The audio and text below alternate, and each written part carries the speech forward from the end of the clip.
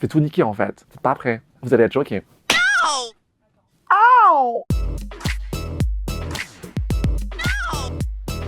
Pourquoi doit-on venir ou revenir te voir sur scène avec ton spectacle irréprochable? Déjà, j'ai acheté un appartement entre-temps, donc j'ai un crédit à payer.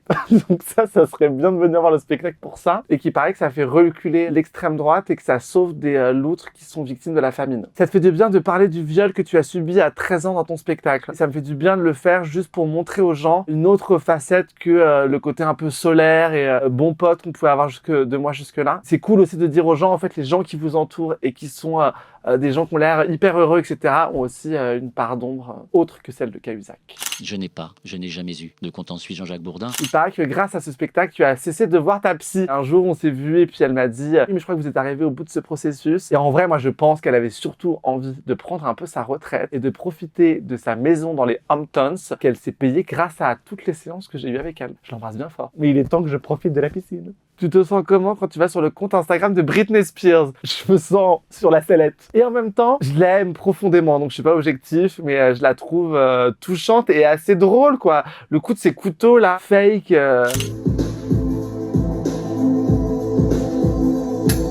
Où elle voulait imiter la chorégraphie de Shakira au VMAs.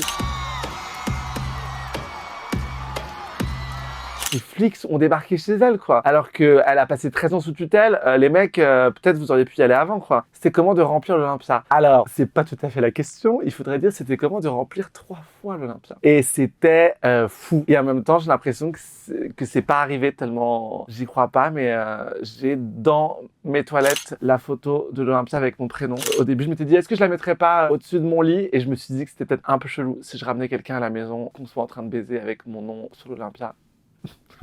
Tristan, en 2020, on te demandait ça. L'acteur à qui tu rêverais de rouler une pelle, Covid ou pas? Non mais Jake Gyllenhaal. Jake Gyllenhaal, il a le Covid, il a tout ce qu'il veut, il me roule tout ce qu'il veut, quoi. Il me roule tout ce qu'il veut, ça n'a aucun sens. Tu sais que Jake Gyllenhaal était assis à ta place en mars 2022. Je l'ai vu, cette boîte à questions. Ok. Et je me suis dit que c'était quand même vraiment dommage qu'on n'ait pas un projet commun pour pouvoir venir ensemble ici et parler de notre histoire, quoi. Le dernier potin what the fuck que tu pourrais raconter à la boîte à questions. J'ai rencontré Will Garrel il y a quelques mois de ça et il m'a dit « Ah putain, mais je suis tellement content que tu sois là » et il m'a touché l'épaule et tout. J'ai été fou, quoi. Qu'est-ce qui te dépasse encore en 2023? Waouh! Il y a plein de trucs, mais je crois qu'il y a un truc qui me rend fou. C'est toute la clique là des vieux boomers qui sont en mode ouais, je trouve ça vachement bien le féminisme, mais quand même, faut pas que ça aille trop loin. Alors que putain, ça fait combien de temps qu'on nous assomme avec des vieux principes conservateurs et tout, et là on est en train de chambouler un petit peu leur monde. Les mecs ne s'en remettent pas. C'est pas votre siècle et ça tombe bien parce que c'est bientôt la fin. T'as envie de lui dire quoi au Tristan de cette photo?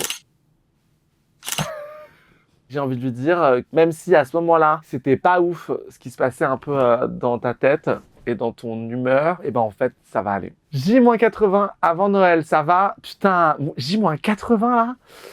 Moi, j'aime pas Noël, ça m'angoisse. C'est le retour de Mariah Carey, c'est le retour de il faut absolument être heureux. Et puis après, c'est la nouvelle année, waouh. En plus, à chaque fois, on te dit, tu démarres l'année comme tu la termines, donc souvent, tu te dis, bah putain, je l'ai mal terminé, donc l'année d'après est foutue. Enfin non, bah voilà, je suis en train d'angoisser. Allez, on s'embrasse, évidemment.